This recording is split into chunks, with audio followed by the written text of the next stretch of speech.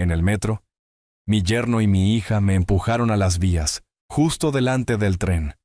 Me quedé tendido entre los rieles, escuchando cómo el vagón rugía a 80 kilómetros por hora, mientras ellos permanecían de pie sonriendo, esperando mi fin. La traición de mis seres queridos me destrozó el corazón. Pero cuando el tren pasó, me levanté con calma, me sacudí el polvo de la ropa y susurré 4 palabras que convirtieron sus vidas en una pesadilla eterna. Antes de continuar, por favor suscríbete al canal y escribe en los comentarios qué hora es donde estás ahora. Las puertas del ascensor se abrieron en el piso 12 y escuché voces antes de ver a nadie. La reunión con la aseguradora había terminado más rápido de lo esperado. El cliente firmó sin el regateo habitual, así que regresé a la oficina 90 minutos antes esa tarde de martes en enero.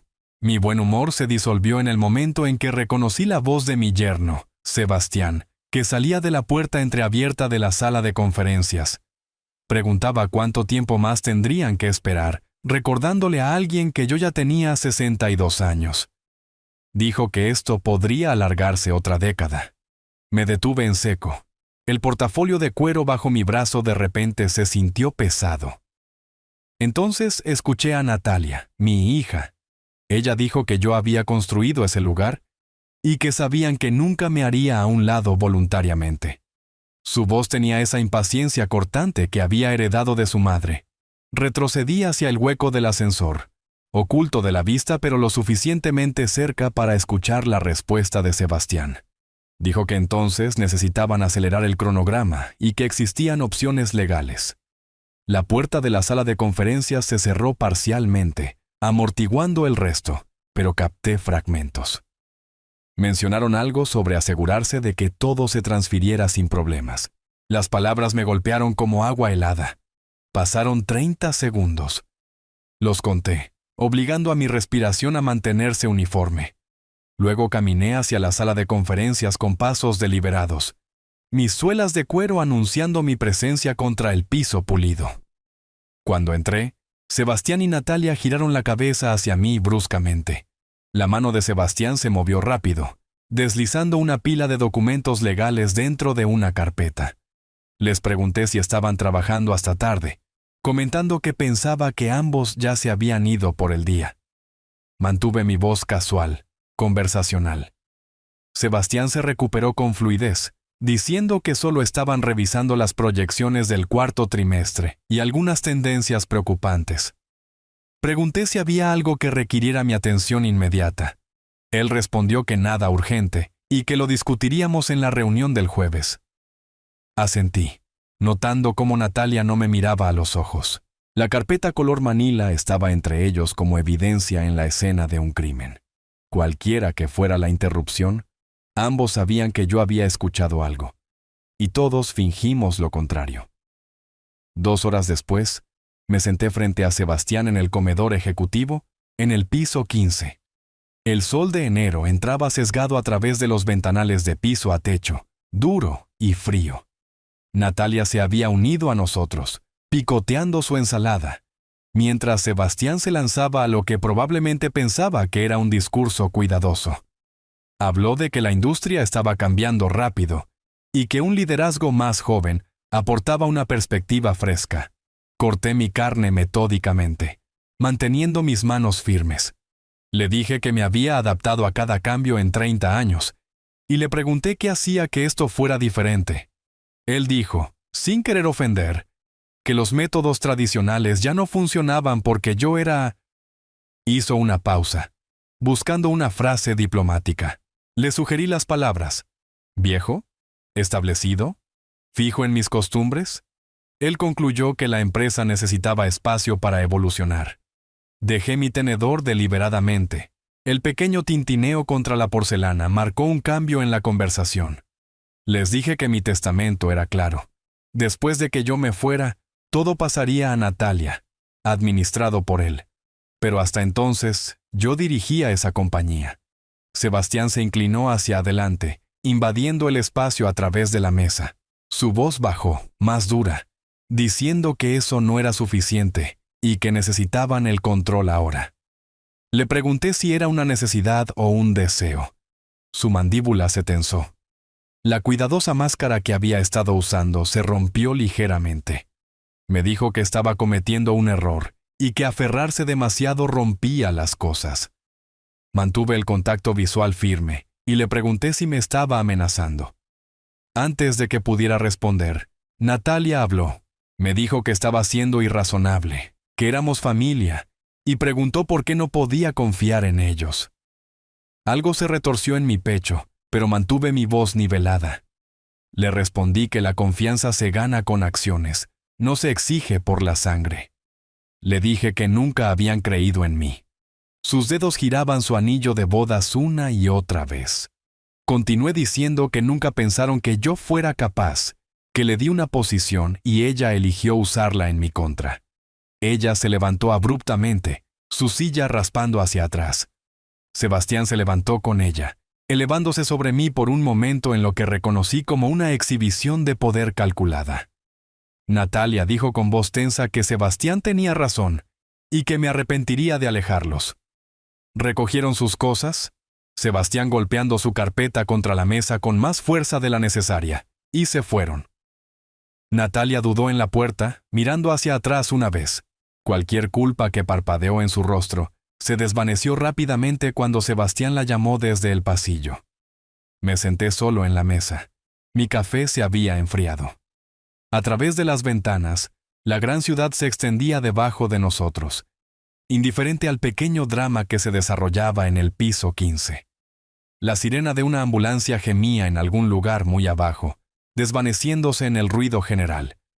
30 años construyendo algo real, y ellos querían que se lo entregara como si fueran las llaves de un coche. De vuelta en mi oficina, cerré la puerta con llave, algo que rara vez hacía. El clic del cerrojo se sintió significativo, permanente.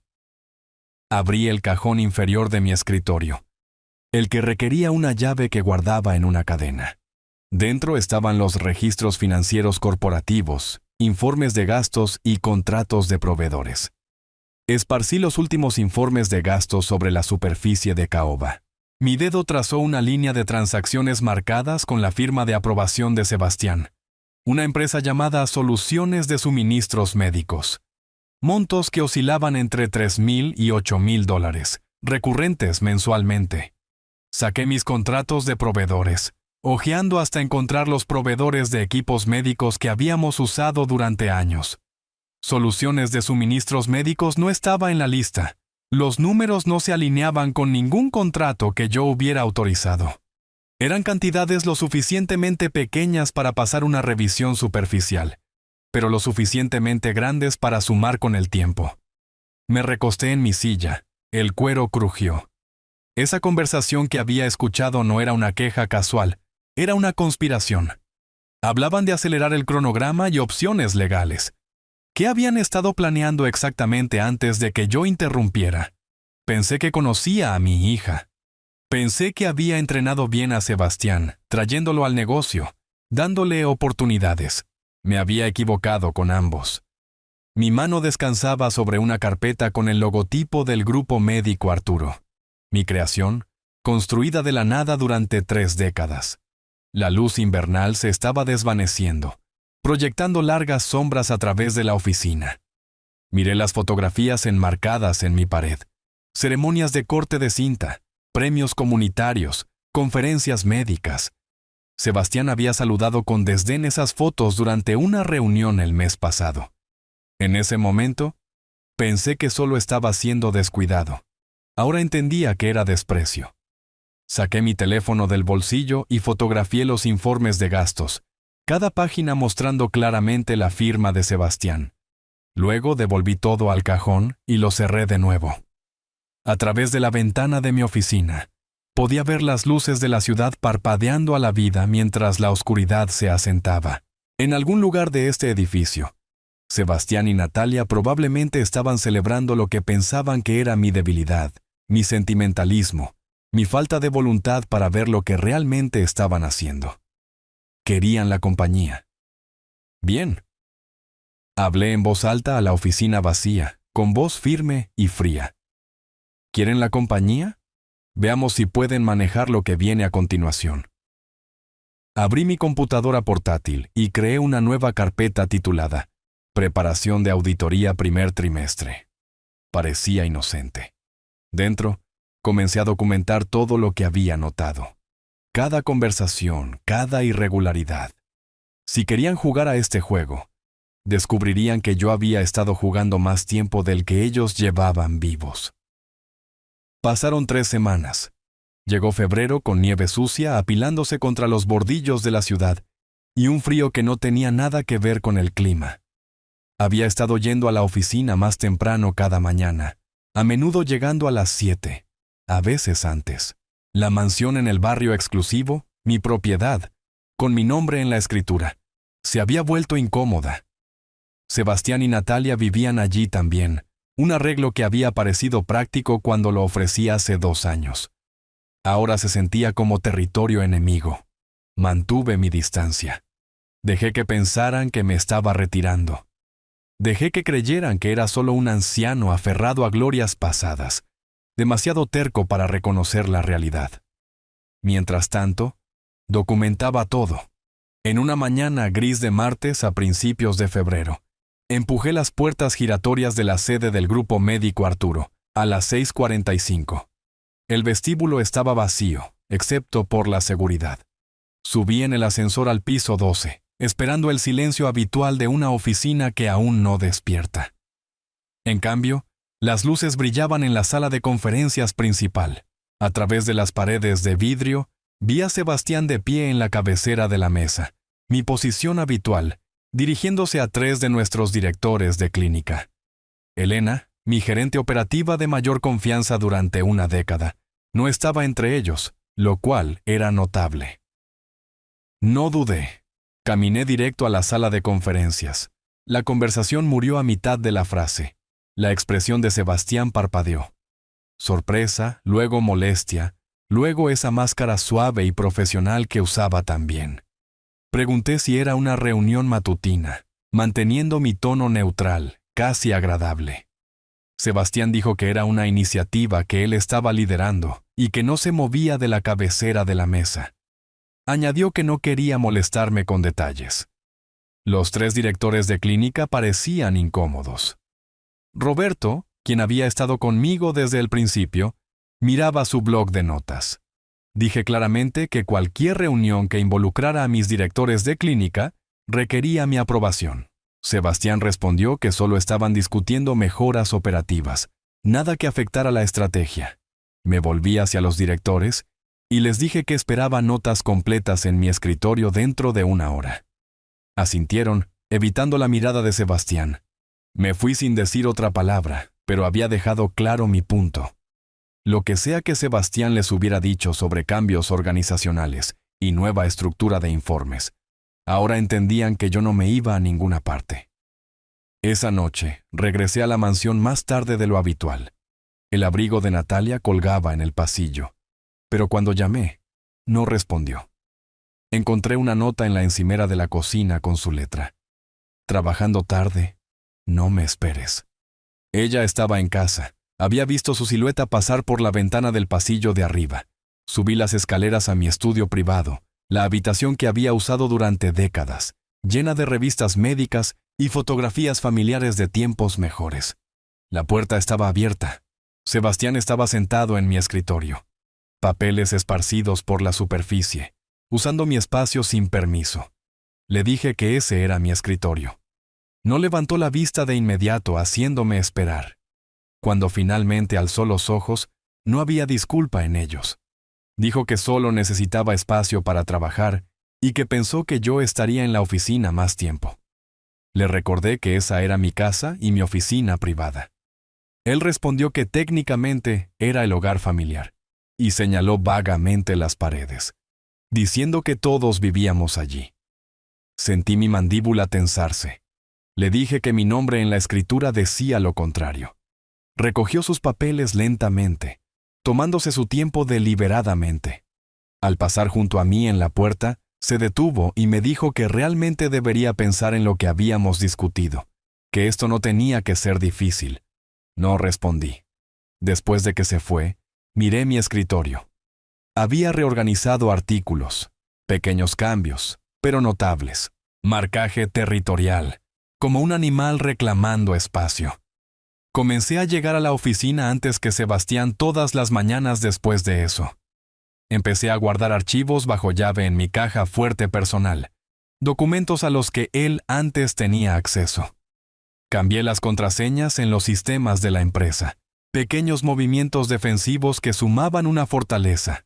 A mediados de febrero, me quedé tarde revisando los informes financieros mensuales. La oficina estaba en silencio, excepto por el zumbido de la calefacción y el tráfico distante.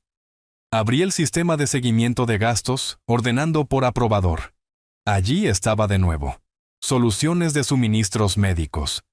Otro pago, esta vez de $7,800. Hice una referencia cruzada con los contratos de adquisición. Nada. Ningún acuerdo autorizado. Ninguna oferta competitiva. Ningún término firmado. Pero la firma digital de Sebastián aparecía en cada aprobación. Fotografié cada pantalla con mi teléfono, asegurándome de que las fechas y los montos fueran claramente visibles. Luego saqué los documentos de registro de proveedores. Esa empresa había sido agregada a nuestra lista de proveedores aprobados hacía 8 meses. La autorización. Sebastián, director de operaciones. Me recosté en mi silla mirando al techo. Pequeñas cantidades diseñadas para pasar auditorías. Cargos recurrentes que parecían legítimos en una revisión superficial, pero cuando los sumabas durante 8 meses, totalizaban casi $50,000 pagados a una empresa que no coincidía con ningún servicio que realmente hubiéramos recibido. Lo que fuera que Sebastián estuviera planeando, necesitaba dinero, y lo estaba robando de la compañía que quería heredar. 2 días después, recibí una llamada de Fernando, nuestro socio de seguros más grande. Habíamos trabajado juntos durante 15 años. Me dijo que era bueno escuchar mi voz y que quería dar seguimiento a nuestra conversación de la semana pasada. Fruncí el ceño y le dije que no habíamos hablado la semana pasada. Hizo una pausa y dijo que Sebastián le había mencionado que yo me retiraría pronto y quería asegurarse de entender el plan de transición. Mi mano se tensó en el teléfono. Le dije que no había transiciones planificadas y que Sebastián hablaba sin autoridad. Fernando comentó que eso era incómodo, ya que Sebastián parecía bastante seguro sobre el cronograma.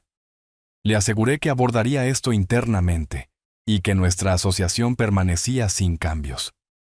Después de colgar, me quedé mirando la pared de mi oficina. Sebastián no solo me estaba socavando en privado, estaba diciendo activamente a nuestros socios que me iba, creando la narrativa antes de que la realidad tuviera oportunidad de interferir. Lo encontré en su oficina 1 hora después. Estaba en su teléfono celular, riéndose. Cuando me vio en la puerta, su expresión cambió a neutralidad profesional. Colgó y me preguntó si algo andaba mal. Le confronté diciendo que le había dicho a Fernando que me retiraba. Se encogió de hombros, totalmente impenitente, diciendo que no mintió, que solo dijo que las transiciones ocurren eventualmente. Le repliqué que había implicado que era inminente y le exigí que dejara de crear confusión. Me dijo que tal vez debería considerar hacerlo más pronto que tarde, que por el bien de todos. Los interesados necesitaban seguridad de que había un plan. Le dije que el plan era que él heredara cuando yo muriera, no antes. Su voz tomó ese tono cortante, la apariencia suave agrietándose. Salí antes de decir algo de lo que me arrepintiera. La oficina se sentía diferente ahora. Otros empleados habían comenzado a notar la tensión. Las conversaciones se detenían cuando entraba a las habitaciones. La atmósfera se había agriado, envenenada por cualquier narrativa que Sebastián estuviera difundiendo. A finales de febrero, hubo otra confrontación. Había estado trabajando hasta las 9 la mayoría de las noches, evitando deliberadamente la mansión. Cuando finalmente regresé esa noche de jueves, Sebastián estaba esperando en la sala de estar, sin leer, sin ver televisión, simplemente sentado en el sillón junto a la ventana. Dijo que necesitábamos hablar sobre mi papel en la compañía. Colgué mi abrigo lentamente, ganando tiempo. Le dije que no estaba interesado en esa conversación de nuevo. Se levantó bloqueando mi camino a las escaleras y me dijo que me estaba convirtiendo en una carga, que las operaciones sufrían porque yo no delegaba. Me dijo que delegara o me rindiera. Sugirió que era hora de descansar, disfrutar del retiro, viajar. Lo miré directamente a los ojos y le dije que eso sonaba menos a consejo y más a un empujón. Bajó la voz, casi amenazante, diciendo que las cosas iban a cambiar, de una forma u otra. Natalia apareció en el pasillo entonces, atraída por nuestras voces alzadas. Se paró junto a Sebastián, no entre nosotros. Su silencio hablaba volúmenes. Miré a mi hija. Realmente la miré. Vi cómo se había posicionado, física y metafóricamente. Vi cómo no me miraba a los ojos. Vi cómo su mano descansaba en el brazo de Sebastián. Un gesto de alianza. Dije que dormiría en la oficina esa noche y que no me esperaran. Tomé mis llaves y salí, dejándolos parados juntos en la sala de estar de mi casa. El sofá de la oficina no era cómodo, pero había dormido en lugares peores. Me acosté en la oscuridad, pensando en todo lo que había sucedido. Esto ya no se trataba de desacuerdos comerciales. Sebastián estaba planeando algo, y esas irregularidades financieras eran parte de ello. Mi hija, a quien había criado y amado, estaba viendo a su esposo amenazarme y no decía nada. Había construido esta compañía para la familia. Ahora la familia estaba tratando de robarla. Mi teléfono vibró en el escritorio. El nombre de Sebastián apareció en la pantalla. Casi no contesto, pero la curiosidad ganó. Dijo que había una reunión urgente mañana con inversores potenciales y que me necesitaba allí a las 9 de la mañana. Pregunté qué inversores y dijo que me informaría mañana. Luego añadió, casi como un pensamiento secundario, que mi coche estaba en el taller, ¿verdad? Que yo había mencionado problemas con el motor la semana pasada. Yo no había mencionado problemas con el coche. Le dije que estaba bien. Sugirió que podría ser más rápido tomar el metro de todos modos, que el tráfico de la mañana era terrible en esta época del año, y que la línea verde hasta la calle 42 me dejaría justo allí. Algo en su voz hizo saltar mis instintos. Demasiado casual, demasiado específico sobre la ruta. Le dije lentamente que estaría allí. Colgué y miré mi teléfono en la oscuridad. Las palabras de Sebastián resonaban. ¿Por qué había asumido que mi coche estaba roto? ¿Por qué sugerir el metro tan específicamente? Lo que fuera que estuvieran planeando, necesitaba estar 3 pasos por delante. Pero acostado allí, no podía quitarme la sensación de que mañana por la mañana algo iba a cambiar. Alguna línea sería cruzada. Tenía razón en sospechar. Solo que aún no sabía cuán acertado estaba. Había estado viviendo en el espacio de oficina convertido durante una semana cuando llegó la llamada. Eran las 8:45 de una mañana de miércoles a principios de marzo. Estaba rodeado de documentos financieros en una mesa plegable en mi apartamento temporal. El nombre de Sebastián apareció en mi teléfono. Dijo con urgencia manufacturada que teníamos un problema serio, que la aseguradora principal se estaba retirando. Dejé mi café con cuidado. Le dije que acabábamos de renovar ese contrato en enero. Respondió que su equipo de evaluación de riesgos encontró problemas y que estaban en la oficina exigiendo hablar conmigo personalmente. Cuando pregunté qué tipo de problemas, fue vago. Preocupaciones de cumplimiento, cuestiones operativas. Dijo que querían al dueño, que nadie más serviría, y preguntó si iría o no. Cada instinto me decía que esto estaba mal, pero el escenario era lo suficientemente plausible para investigar. Esa aseguradora representaba el 30% de nuestros ingresos. Le dije que conduciría y estaría allí en 20 minutos. Me detuvo diciendo que no había revisado el tráfico, que la autopista estaba completamente bloqueada por un camión volcado. Revisé la aplicación de tráfico en mi teléfono. Tenía razón, una línea roja sólida. Me preguntó cómo sabía eso y dijo que acababa de intentar salir para una reunión. Dijo que tomáramos rutas alternativas tomaría 40 minutos mínimo y no teníamos ese tiempo. Insistió en que tomara el metro, que la línea de la avenida Lexington iba directo a la oficina. La lógica era sólida. Odiaba ser maniobrado, pero el tiempo importaba si esta crisis era real. Acordamos encontrarnos en la estación de la calle 63 en 10 minutos. Tomé mi chaqueta y salí. La caminata al metro tomó 5 minutos. Sebastián ya estaba esperando al pie de las escaleras, con las manos enterradas en los bolsillos de su abrigo. Comentó que era una hermosa mañana para marzo mientras me acercaba. No respondí a la charla trivial. Descendimos a la estación, pasamos nuestras tarjetas y nos movimos hacia la plataforma en dirección al centro. A media mañana había poca gente, tal vez 8 pasajeros dispersos. Sebastián mantenía un flujo de conversación sobre preocupaciones de inversores, pero yo observaba su rostro más que escuchar sus palabras. Parpadeaba demasiado. Su mano se movía a su bolsillo y se alejaba de nuevo. La sonrisa que llevaba parecía ensayada. Caminamos hacia el medio de la plataforma, lejos de otros pasajeros.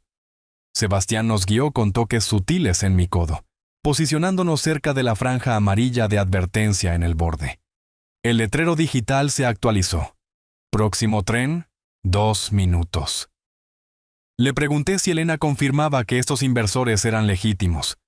Dijo que sí, que ella estaba con ellos ahora. Pregunté sus nombres.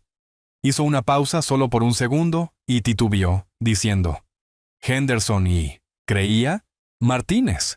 Le reproché no haber obtenido sus nombres y dijo que sucedió rápido. Un retumbo distante resonó desde el túnel.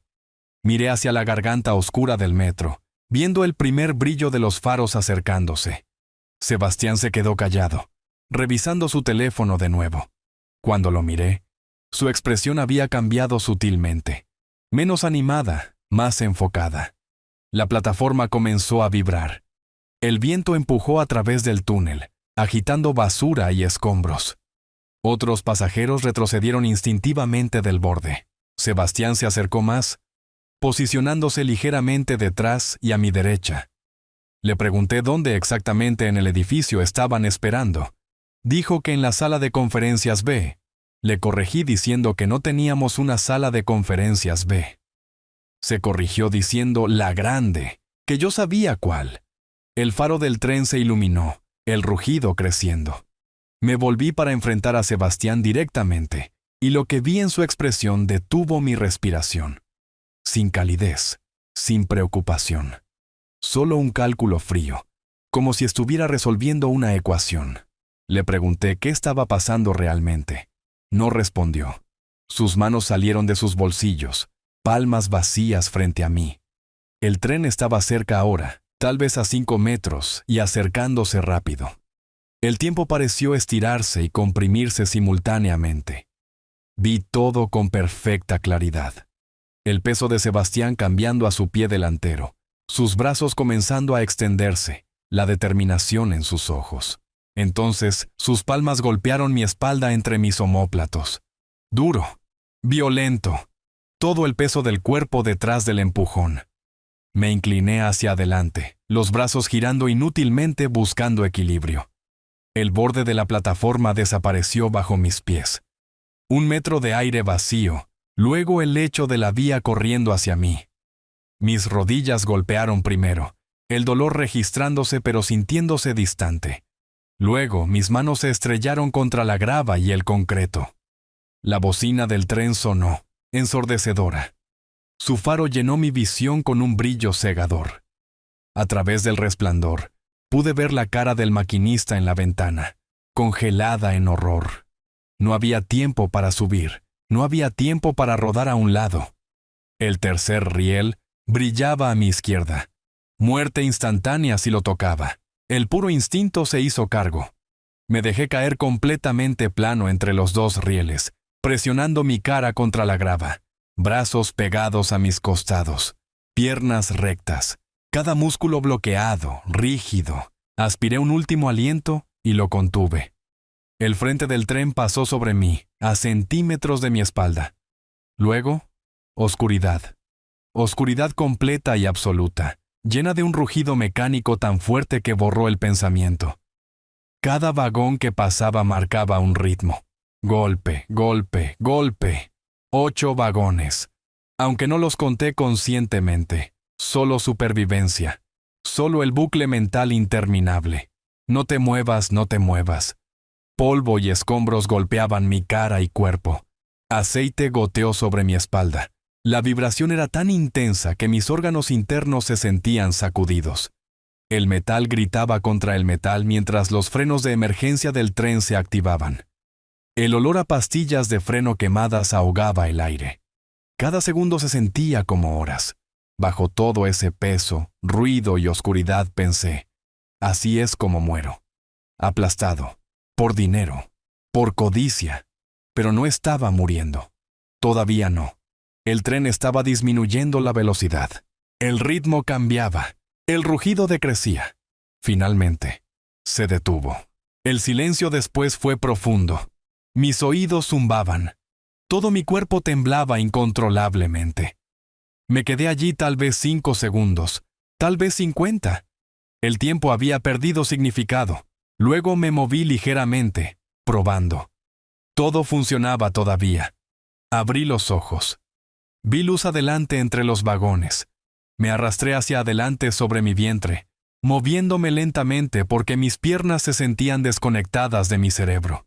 Llegué a la escalera de emergencia entre los vagones, y me levanté usando principalmente la fuerza de mis brazos.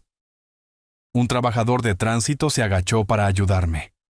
Lo rechacé con un gesto y terminé de subir solo. Me paré en la plataforma cubierto de pies a cabeza de mugre negra.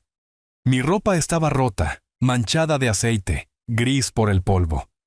La sangre se filtraba a través de mis pantalones rotos en las rodillas.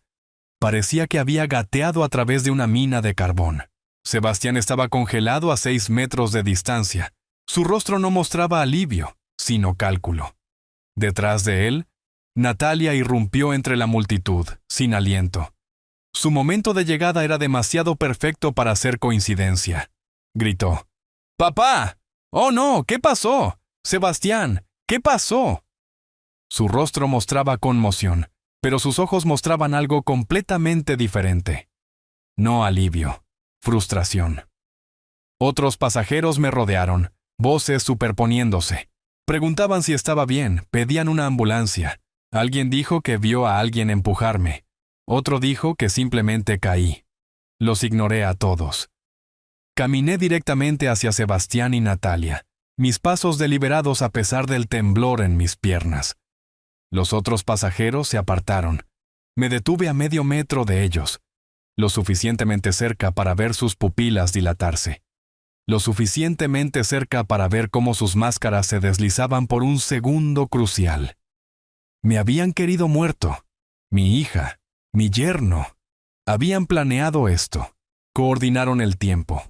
Se posicionaron. ¿Y ahora estaban decepcionados de que hubiera sobrevivido? Un oficial de tránsito se acercó preguntando qué había pasado. Mantuve mis ojos fijos en Sebastián y dije: me empujaron. Sebastián dio un paso adelante rápidamente, diciendo que yo había tropezado, que él trató de agarrarme pero no pudo. Lo interrumpí, dije: él me empujó, deliberadamente. Sebastián puso voz de inocencia herida, diciendo que eso era una locura. Natalia no podía sostenerme la mirada. Sebastián la sostuvo demasiado tiempo, sobrecompensando. Llegaron más oficiales. Los pasajeros dieron declaraciones. Alguien llamó a los paramédicos. Hablé en voz baja, pero cada palabra aterrizó con certeza absoluta. Nos vemos en la corte. Luego me di la vuelta y caminé hacia la salida de la estación, dejándolos con los oficiales. Detrás de mí, Sebastián gritó mi nombre, diciendo que era un malentendido. No me volví. No respondí.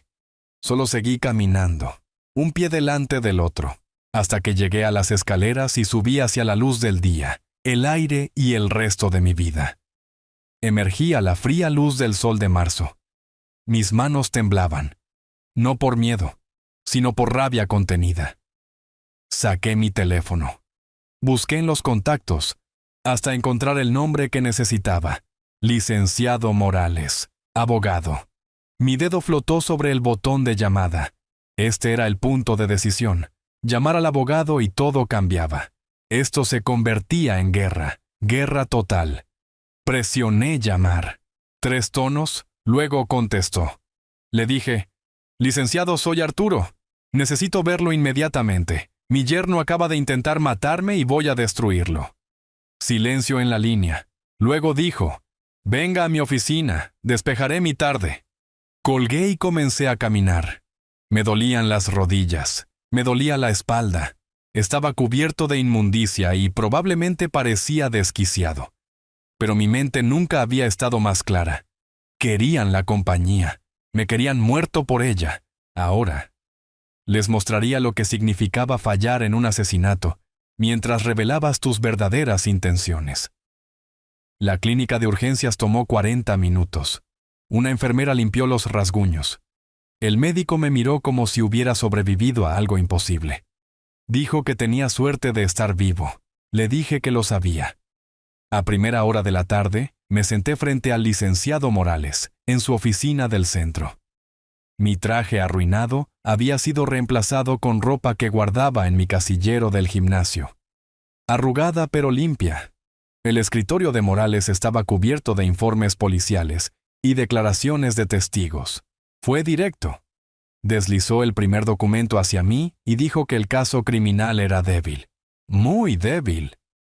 Recogí el informe policial. Las cámaras de la plataforma habían experimentado una falla técnica durante la ventana precisa del incidente. 6 testigos presentes. 6 historias diferentes. 3 me vieron tropezar. 2 pensaron ver un posible empujón. 1 no vio nada en absoluto. Le dije que las cámaras fallando en el momento exacto no era coincidencia. Él estuvo de acuerdo, pero probar la manipulación era casi imposible. Y sin evidencia de video, el abogado de Sebastián destruiría esto en la corte. Diría que me mareé por el estrés, que él trató de agarrarme pero falló.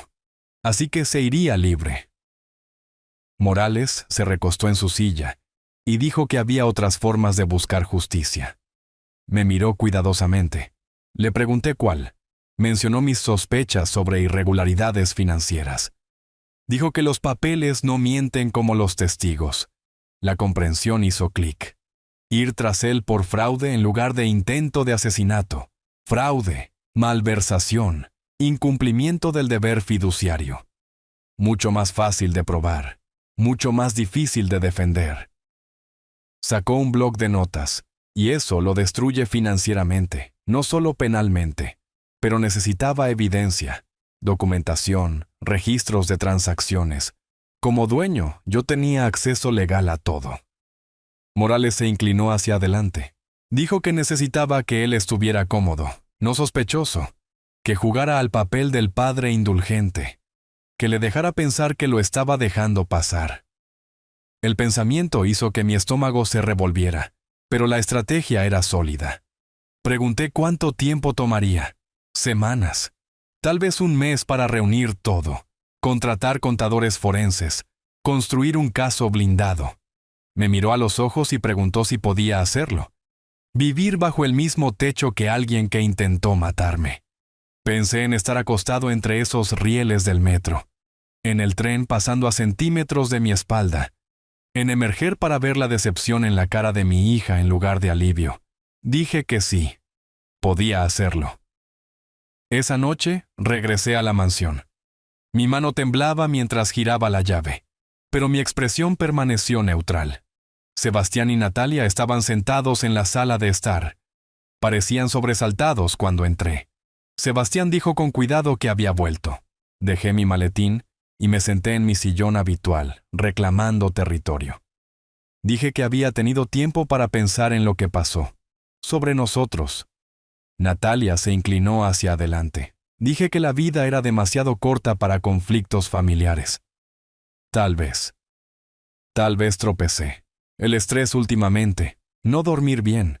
Las palabras sabían a veneno, pero las entregué con firmeza.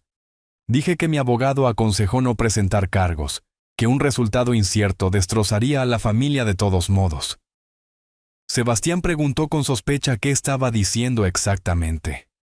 Respondí que decía que siguiéramos adelante, que pusiéramos esto detrás de nosotros, que no quería perder a mi hija por un accidente.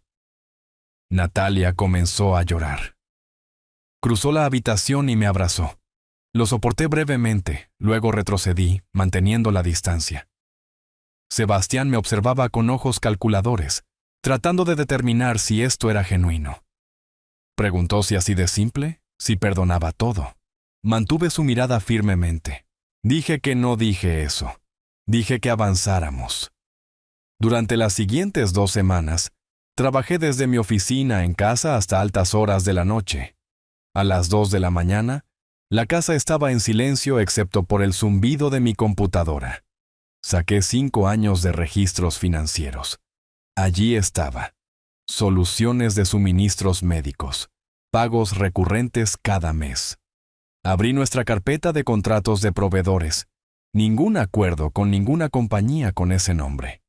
Busqué el registro comercial, formado en 2021, dirección listada en un apartado postal. Abrí el portal bancario y rastreé las transferencias electrónicas.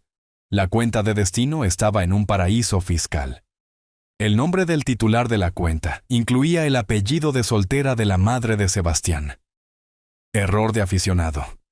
Un crujido en el piso fuera de mi oficina. Minimicé las ventanas rápidamente. Sebastián apareció en la puerta con el pelo desordenado. Preguntó si estaba trabajando tarde. Señalé la pantalla, mostrando informes trimestrales inofensivos. Me preguntó por qué ahora, ya que nunca me importaron los detalles antes. Le dije que casi morir cambia la perspectiva. Te hace querer las cosas organizadas. Entró en la habitación, sus ojos escaneando mi escritorio. Dijo que parecía que estaba buscando algo. Le pregunté si debería estarlo. Hizo una pausa, luego negó con la cabeza. Dijo que solo parecía extraño el momento. Le dije que volviera a la cama, que esto no le concernía. Se fue murmurando que todo en esa compañía le concernía. Esperé hasta que sus pasos se desvanecieron, luego abrí los archivos de nuevo. Pasé el resto de la noche documentando todo, tomando fotos con mi teléfono, creando un disco duro externo etiquetado, documentos de planificación patrimonial, para evitar sospechas. Para la mañana, tenía 42 meses de pagos fraudulentos, totalizando $340,000. Al día siguiente, contacté a una firma de contadores forenses. Me reuní con Lucía en una sala de conferencias del centro, deslizando una unidad USB a través de la mesa. Le dije que necesitaba una revisión completa de todos los gastos superiores a $1,000. Ella asintió, profesional y eficiente. Preguntó si me estaba preparando para una adquisición. Dije algo así, y le pedí que prestara especial atención a los pagos a proveedores. Ella entendió sin palabras. En el desayuno a la mañana siguiente, hice el anuncio. Dije que había contratado auditores forenses. La taza de café de Sebastián se detuvo en el aire. Preguntó por qué y para qué. Dije que era una auditoría de rutina. Natalia frunció el ceño y preguntó si era por lo que había pasado, si no confiaba en ellos. Respondí que era porque casi morí, y me di cuenta de que había sido descuidado con el cumplimiento. Nada personal. Sebastián preguntó, con voz cuidadosamente casual pero con la mano temblando ligeramente, ¿qué auditarían exactamente? Respondí, todo. Le dije que necesitaría que proporcionara acceso completo a sus registros de aprobación. Dijo que por supuesto, feliz de cooperar. 3 semanas después, a finales de abril deslizándose hacia mayo, estaba sentado solo en mi coche cerca de la oficina. Mi teléfono sonó. Era Lucía. Me dijo que necesitábamos reunirnos ese día. Había encontrado algo. Miré mi reflejo en el espejo retrovisor. Por primera vez desde el metro. Sonreí. No una gran sonrisa, solo una leve curva de satisfacción. Le dije que estaría allí en 20 minutos. Arranqué el coche. La evidencia que necesitaba estaba lista. La fase 1 estaba completa. La sala de conferencias en el piso 12 se sentía diferente ahora. Aquí era donde había escuchado a Sebastián y Natalia conspirando en enero. 4 meses después, estaba sentado a la cabeza de la mesa en la misma sala, a punto de terminar con todo lo que habían planeado. Eran las 9 de la mañana de un martes, principios de mayo. Elena estaba sentada a mi derecha. Ella había sido informada. Sebastián y Natalia se sentaron frente a mí, creyendo todavía que esto era una revisión trimestral de rutina. Distribuí documentos encuadernados a cada persona. La portada decía, Propuesta de reestructuración confidencial. La expresión de Sebastián cambió del aburrimiento a una atención aguda mientras leía el título. A su lado, Natalia hojeaba el índice, la confusión extendiéndose por su rostro. Dije con voz formal y fría que había tomado decisiones sobre la estructura futura de la compañía. Sebastián comenzó a interrumpir. Levanté una mano. Cerró la boca, con la mandíbula apretada. Anuncié que, efectivo inmediatamente, había formado una nueva entidad. Soluciones Médicas. Arturo, Sociedad de Responsabilidad Limitada. 4 clínicas se transferirían a esta nueva compañía. Pasé a la página 3. Dije que estas ubicaciones representaban aproximadamente el 65% de los ingresos totales. Observé cómo el rostro de Sebastián se oscurecía al procesar las implicaciones. Los principales contratos de seguros se moverían a la nueva empresa. Elena serviría como directora de operaciones de la nueva entidad. La compañía original, Grupo Médico Arturo, retendría 4 ubicaciones y las relaciones con proveedores existentes. Dije a Sebastián y Natalia que sus posiciones permanecerían con el Grupo Médico Arturo. Sebastián se levantó tan rápido que su silla se volcó hacia atrás. Gritó que no podía hacer eso, que era sabotaje, despojo ilegal de activos. Le dije que era completamente legal. Deslizamos una opinión legal sobre la mesa. Yo poseía el 100% del capital de la empresa. Tenía derecho absoluto a reestructurar. Amenazó con demandar. Dijo que esa compañía les había sido prometida. Le recordé que mi testamento gobernaba la herencia después de la muerte, pero que yo estaba vivo. Permanecí sentado. Natalia comenzó a llorar. Intentó tomar mi mano a través de la mesa. Me aparté, manteniendo la distancia física. Rogó diciendo que éramos familia. Le recordé que la familia intentó matarme. Dijo que fue un accidente y que yo había dicho que los perdonaba. Le corregí. Dije que avanzaríamos. Esto era avanzar. Por separado. Sebastián golpeó su puño en la mesa. Dijo que no quedaba nada, que esas clínicas apenas cubrían gastos. Le dije que entonces necesitaría administrar eficientemente. Revisé mi reloj. Despectivo. Dije que era una buena práctica. Natalia preguntó llorando cómo se suponía que sobrevivirían con eso. La miré directamente a los ojos y le dije, de la misma manera que sobreviví acostado entre los rieles del metro. Resuélvanlo. Sebastián tomó los documentos y salió furioso. Natalia lo siguió.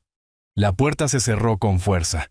Elena exhaló lentamente y dijo que eso requirió coraje. Respondí que requirió matemáticas. Los números no mienten sobre quién ha estado robando.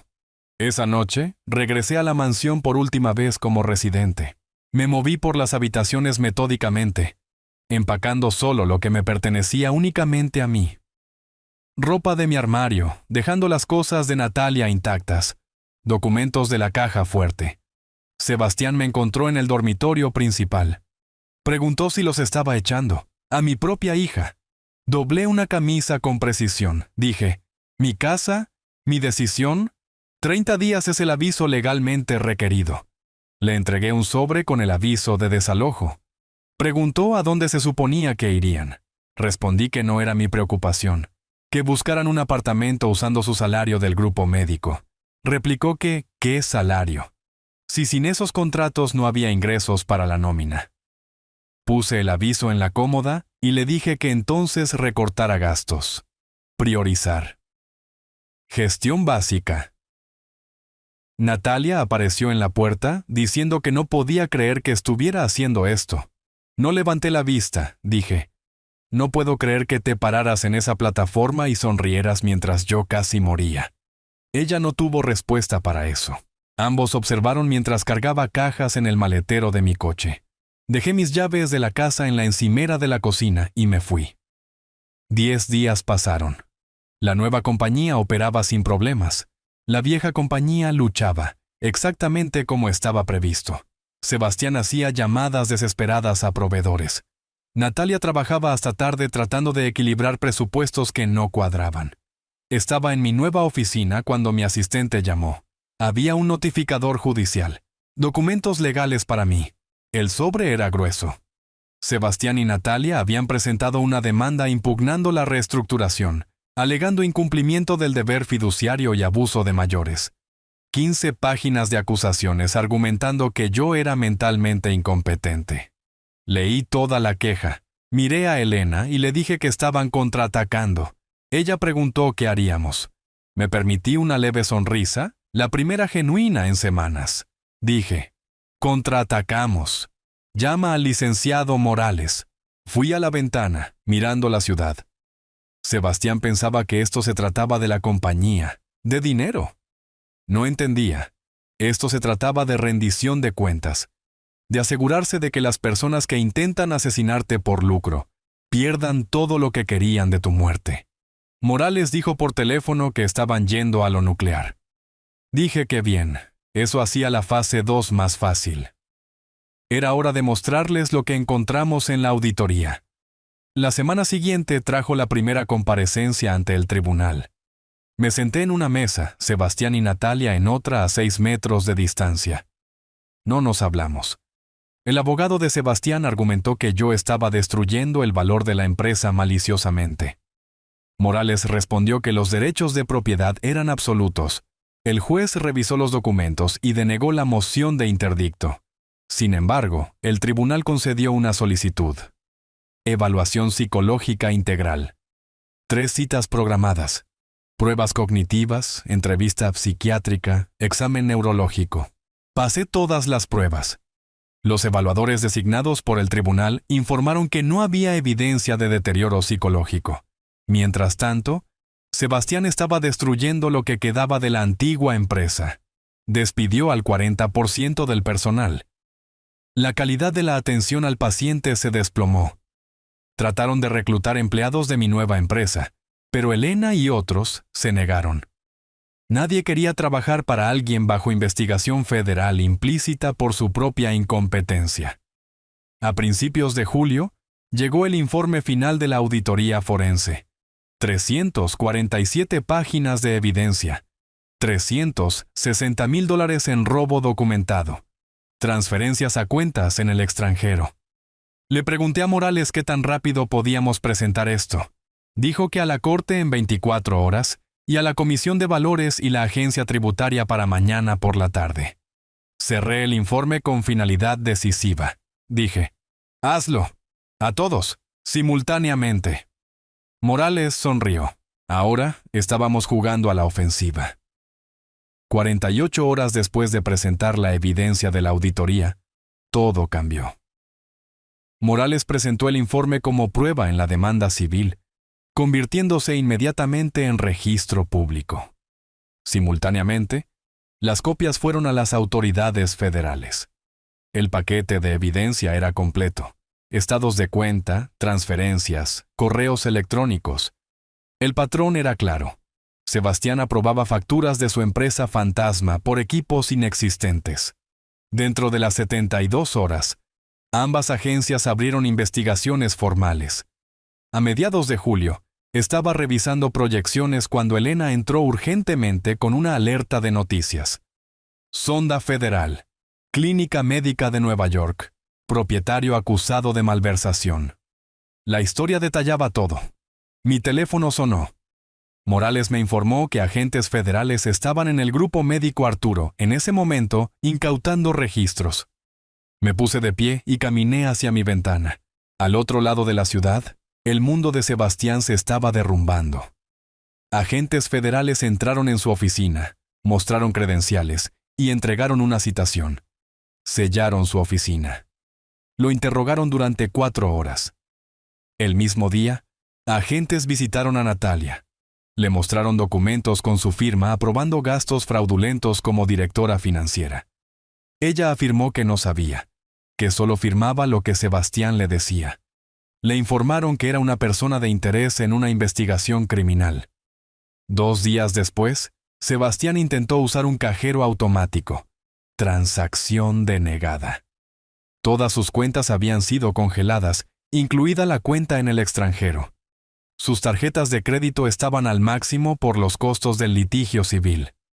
No podía pagar el alquiler ni a su abogado defensor. Natalia enfrentaba la misma parálisis financiera. La tormenta mediática se intensificó. La reputación profesional de Sebastián fue destruida de la noche a la mañana. El abogado de ellos contactó a Morales buscando un acuerdo. Una conferencia telefónica. Ofrecieron retirar toda la litigación y renunciar a reclamos de herencia futura, a cambio de clemencia. Rechacé el trato inmediatamente. Dije, sin trato. La persecución criminal continúa. El abogado suplicó diciendo que sus clientes podrían enfrentar tiempo en prisión. Sebastián habló, pidiendo piedad por errores contables. Le respondí, ¿errores contables? Robaste $340,000. Intentaste matarme. Llámalo por su nombre. Natalia comenzó a llorar, pidiendo perdón. Le recordé. Te paraste en esa plataforma, sonreíste, sin acuerdo, sin piedad. Colgué. Morales observó que estaban entrando en pánico. Dije que deberían estarlo. Pregunté la línea de tiempo. Dijo que probablemente habría un gran jurado dentro de 60 días. Fraude electrónico, lavado de dinero, evasión de impuestos. Sebastián miraba de 10 a 15 años. ¿Y Natalia? Dependía de si cooperaba. Si testificaba contra Sebastián, podría obtener inmunidad. Morales me preguntó si me preocupaba que mi hija enfrentara la prisión. Le dije que era una adulta, que tomó decisiones. Si testificaba con la verdad, esa era su decisión. Yo no interferiría. A principios de agosto, me senté en la sala del tribunal esperando la decisión sobre el caso de reestructuración. El juez desestimó todos los reclamos de Sebastián y Natalia con prejuicio y les ordenó reembolsar mis costos legales por $125,000. Salí sin mirar atrás. 3 días después, Sebastián fue obligado a renunciar por la junta restante de la vieja empresa. Natalia renunció el mismo día. La empresa se declaró en bancarrota. Liquidación. Todo lo que construí en 30 años borrado en meses por la gestión de Sebastián. Pero ese había sido el punto. Separar lo valioso de lo infectado. Mi nueva empresa prosperaba. Vendí la mansión por $4,200,000 en efectivo. Sebastián y Natalia recibieron su aviso final. Tuvieron que mudarse a un apartamento pequeño en un barrio industrial en las afueras. Su realidad financiera era brutal. Cuentas congeladas, deudas masivas, desempleados. Vivían del modesto ingreso de Natalia en un trabajo temporal. El sueño americano invertido. A finales de agosto, llegó el día de la sentencia de culpabilidad de Sebastián. Él había llegado a un acuerdo con el gobierno. Me invitaron a dar una declaración de impacto a la víctima.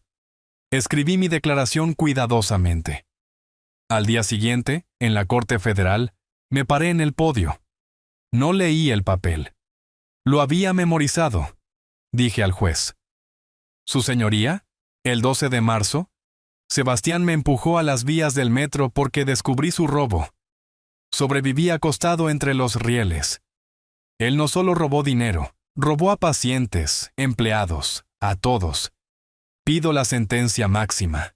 El juez sentenció a Sebastián a 18 meses de encarcelación federal, seguidos de 5 años de libertad supervisada y restitución completa del dinero robado. Una semana después, Natalia tuvo su audiencia. Porque cooperó y testificó contra su esposo. Recibió libertad condicional, 3 años, y servicio comunitario pero con antecedentes penales permanentes. Sebastián entró en prisión. 3 días después, estaba en mi oficina cuando sonó mi teléfono. Era Natalia, llorando, desesperada. Dijo que no podía pagar el alquiler, que mamá no la ayudaría, que no tenía a nadie más. Rogó por ayuda diciendo que era mi hija. Le respondí. Te paraste en esa plataforma, viste cómo me empujaba, sonreíste. Ella dijo que tenía miedo. Le dije, eres una adulta. Tomaste decisiones. Ahora vive con ellas. Me acusó de abandonarla. Le dije, tú me abandonaste cuando lo elegiste a él sobre todo lo que te di. Adiós, Natalia. Colgué y bloqueé el número. Regresé al trabajo, planificando la agenda de mañana. La traición existía en el pasado. La justicia existía en el presente. El futuro, ese era mío para moldear ahora. La justicia restaurada no significaba venganza satisfecha, significaba equilibrio retornado. Sobreviví a un ataque y respondí apropiadamente. Trabajé tarde esa noche, con Elena a mi lado. La ciudad zumbaba afuera. Dentro de esta oficina prevalecía el orden. Apagué las luces y salí. Mañana traería nuevos desafíos. El pasado estaba terminado. Se hizo justicia. La vida continuaba. Si te gustó esta historia, por favor dale me gusta a este video. Suscríbete al canal y comparte tus impresiones sobre esta historia en los comentarios. Para escuchar la siguiente historia, haz clic en el recuadro de la izquierda. Gracias por ver.